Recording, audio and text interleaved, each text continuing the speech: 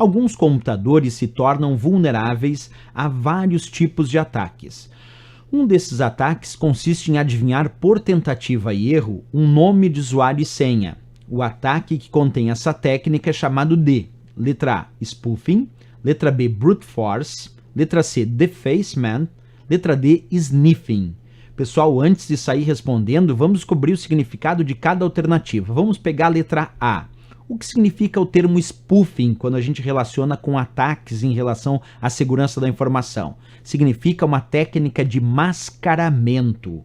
Existe o chamado IP spoofing, que cria um mascaramento do endereço de IP que foi utilizado para realizar um determinado acesso, de uma forma a aparentar que o acesso foi realizado por um IP, quando na verdade ele foi realizado por um outro endereço de IP. Isso é um IP spoofing. Imagina um atacante que ataca um sistema e lá no sistema que foi atacado fica registrado um determinado IP, só que quando vai se realizar uma investigação, se descobre que esse IP não era o IP verdadeiro que realizou o ataque. O ataque foi realizado por um outro endereço de IP que criou a técnica do mascaramento, do IP spoofing, para registrar um IP falso, que não é o IP verdadeiro que realmente realizou aquele ataque, fazendo com que então esse atacante possa se esconder na hora que ele faz um ataque, porque ele está fazendo um mascaramento do seu endereço de IP para que ele não seja facilmente reconhecido. Isso é o chamado IP spoofing.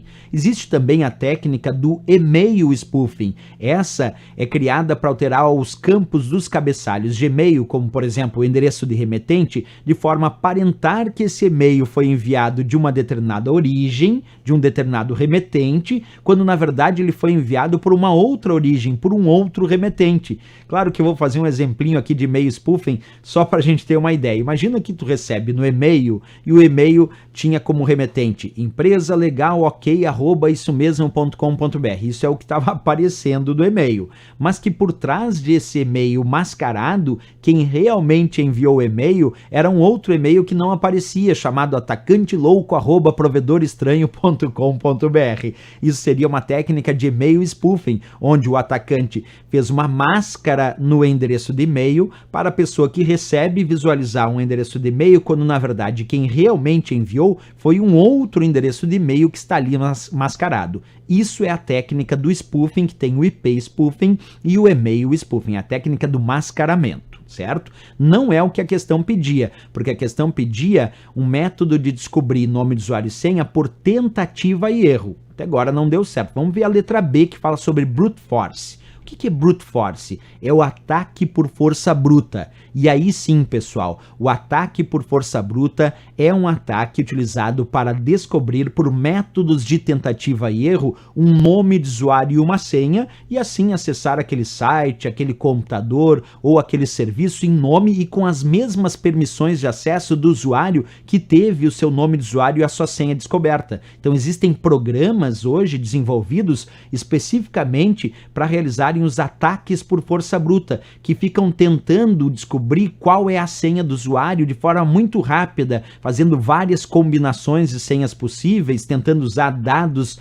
pessoais do usuário, porque muitas vezes as pessoas se utilizam de dados pessoais para criar senhas, o que não deveriam, porque isso torna a senha fraca, e um ataque por força bruta se conhece os dados daquela pessoa, como a data de nascimento, o RG, o CPF, eles tentam fazer combinações com esses números para tentar descobrir se essa não é uma senha que o usuário escolheu, ou usar listas de senhas que corriqueiramente são utilizadas por muitos usuários e tentar descobrir se esse usuário não utilizou uma dessas senhas. Isso é o ataque por força bruta. Vou repetir, ele utiliza métodos de tentativa e erro, fica tentando várias combinações até tentar descobrir de fato qual é a senha daquele usuário. Então, quando a questão fala sobre tentativa e erro para descobrir nome de usuário e senha, o ataque é chamado de brute force ou ataque por força bruta, que nós temos aí na letra B de Brasil como gabarito e a resposta dessa questão. Mas vamos descobrir também o significado da letra C e D. Vamos pegar a letra C, que fala sobre defacement. O que é o defacement? É a pichação, é a desfiguração de uma página da web. Como assim, professor, pichar uma página da web e desfigurar? É um tipo de ataque que é utilizado para alterar o conteúdo da página da web de um determinado site, principalmente de empresas, instituições ou organizações. Imagina essa empresa aqui, que é dona desse site de procura, imagina que assim é a página inicial dessa empresa, desse site de busca. Imagina que alguém ataca esse site e faz uma desfiguração na página inicial desse site e agora aparece escrito web malware.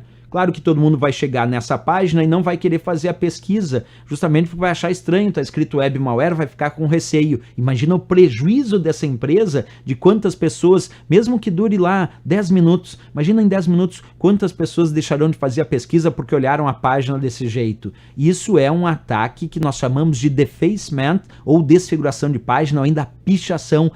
Altera o conteúdo da página da web original de um determinado site, botando uma outra mensagem, um outro conteúdo qualquer.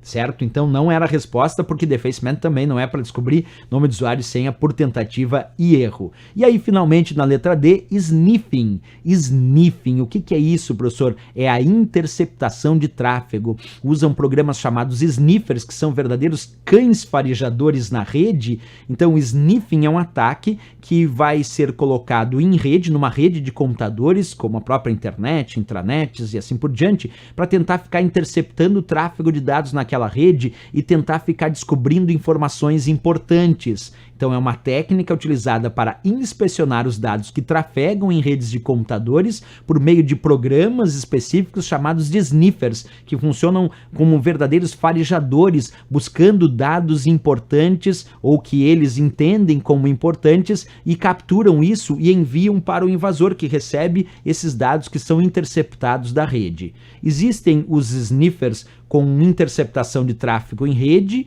que são maliciosos, mas existe também a interceptação de tráfego em rede que é autorizada. Vou explicar melhor. Olha só o que a cartilha de segurança do Comitê Gestor da Internet do Brasil fala sobre esse assunto. Usado de forma maliciosa por atacantes para capturar informações sensíveis como senhas, números de cartão de crédito e conteúdo de arquivos confidenciais que muitas vezes trafegam na rede por meio de conexões inseguras, isto é, sem criptografia. Esse é um uso malicioso para interceptar os dados da rede. Agora, existe o sniffing, que é usado de forma legítima, muitas vezes até por administradores da rede, para detectar algum problema, analisar o desempenho ou até monitorar possíveis atividades maliciosas nos computadores da rede que são administrados por esse administrador. Ou até usado muitas vezes em investigações da Polícia Federal, da Receita Federal, com medida judicial lá para interceptar dados em uma determinada rede e fazer aquela determinada investigação, claro, com autorização judicial. Isso é a ideia do sniffing usado de forma legítima, que também não era a resposta da questão, porque a questão pedia método por tentativa e erro para descobrir nomes de usuário e senha, e a resposta só pode ser brute force, que nós temos ali na letra B de Brasil, que então de fato é o gabarito e a resposta dessa questão. Certo, pessoal?